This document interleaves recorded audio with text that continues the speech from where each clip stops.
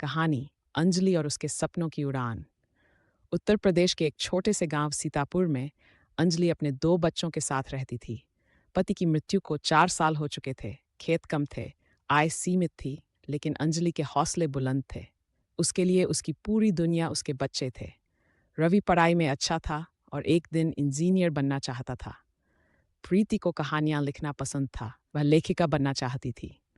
अंजलि ने कभी अपने सपनों के बारे में नहीं सोचा था, लेकिन उसने ठान लिया था कि वह अपने बच्चों के सपनों को जरूर उड़ान देगी।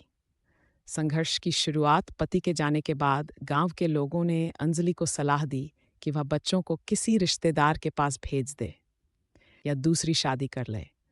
लेकिन अंजलि ने सबकी बातों को अनसुना कर दिया। वह दिन में खेतों में काम करती और रात में बच्चों को पढ़ाती। कई बार पेट भर खाना नहीं होता, लेकिन अंजलि यह सुनिश्चित करती कि बच्चों को दूध और खाना मिल जाए। वह खुद सूखी रोटी और नमक में भी संतोष पा लेती, लेकिन बच्चों के चेहरे पर मुस्कान उसके लिए सबसे बड़ी दौलत थी। प्रेम का स्वरूप। एक रात रवि ने अंजलि से पूछा, माँ, आपको कभी डर नहीं लगता? अंजलि मुस्कुराई और बोली, तुम दोनों मेरी ताकत हो। जब तुम साथ हो, डर की कोई जगह नहीं बचती। प्रीति बोली, माँ, आप सुपर हीरो जैसी हो। अंजलि ने उन्हें गले लगाकर कहा, अगर माँ होना कोई ताकत है तो तुम ही मेरी वो ताकत हो। ये दृश्य माँ के प्रेम का एक सजीव चित्र था, जिसमें कोई तामझाम नहीं, कोई दिखावा नहीं, केवल अपनापन, समर्पण और असीम ममता थी। सपनों की राह। अंजलि जानती थी कि गांव के स्कूल से बच्चों को वह शिक्षा नहीं मिल पाएगी जो उनके सपनों के लिए ज़रूरी है। उसने तय किया कि वह पास के कस्बे में बच्चों को पढ़ाएगी, चाहे जो भी कीमत चुकानी पड़े। उसने अतिरिक्त काम करना शुरू किया। दूसरे के घरों में झाड़ू पोंछा, खेतों में और घंटे काम, यहाँ तक कि त्योहारों में मिठाई बनाने का काम भी।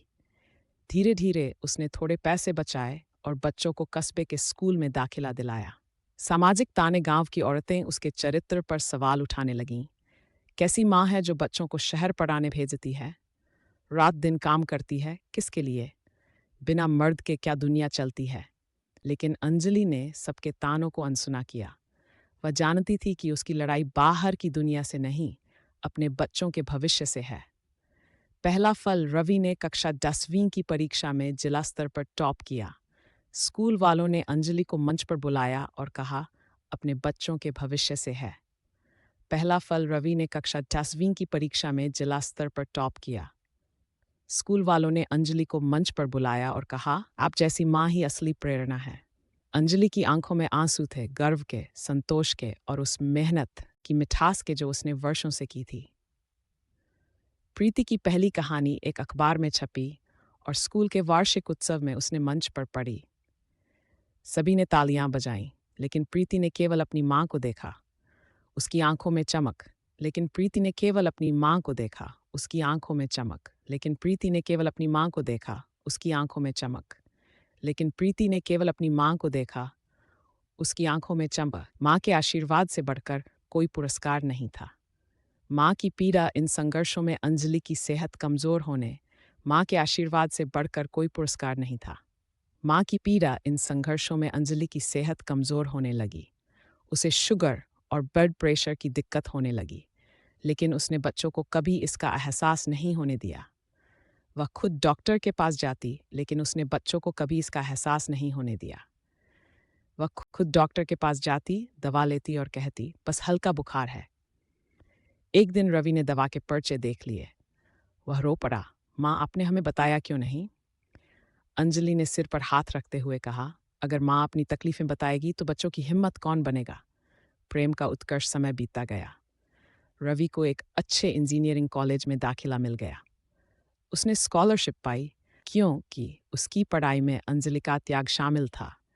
प्रीति ने इंटरनेट प्रतियोगिता जीती और उसे दिल्ली जाने के लिए कहा, क्योंकि उसकी पढ़ाई में अंजलि का त्याग शामिल था। प्रीति ने इंटरनेशनल लर्नर प्रतियोगिता जाने के लिए कहा, क्योंकि उसकी पढ़ाई में अंजलि का त्याग शामिल था। प्रीति ने इंटरनेशनल लर्नर प्रतियोगिता जीती और उसे दिल्ली बुलाया गया। अंजलि की आंखों में अब संतोष था। उसने कभी अपने लिए कुछ नहीं मांगा, लेकिन उसके बच्चों ने उसे सब कुछ लौटा दिया, इज्जत, सफलता और वो आत्मगौरव जो समाज के किसी भी सम्मान से बढ़कर था। अंत नहीं, नई शुरुआत। रवि ने कॉलेज से निकलकर नौकरी की और सबसे पहले गांव में एक लाइब्रेरी खोली। माँ की ममता की नई शुरुआत। रवि ने कॉलेज से निकलकर नौकरी की और सबसे पहले गांव में एक लाइब्रेरी खोली, माँ की ममता के नाम से। प्रीति ने अपनी पहली किताब अपनी माँ को समर्पित की, उसने उड़ना सिखाया। अंजलि अब वृद्ध हो गई थी, लेकिन उसकी आंखों में वही तेज था। वह अब भी हर बच्चे को प्रेरणा देने वाली माँ थी, जिसने बिना पंख के उड़ान भराई, बिना सहारे रास्ता दिखाया और बिना किसी शोर के इतिहास रच दिया। निष्कर्ष, माँ का अपने बच्चों के प्रति प्रेम एक अनंत नदी की तरह है, जो बहती रहती है, सींचती रहती है और कभी नहीं रुकती। अंजलि की कहानी उस हर माँ की कहानी है जो चुपचाप अपने बच्चों की दुनिया संवारती है। ये केवल प्रेम की नहीं, बलिदान, समर्पण और प्रेरणा की कहानी है। यह हमें सिखाती है कि सच्चा प्रेम कोई शब्दों में नहीं, कर्मों में दिखता है, जैसे माँ दिखाती है।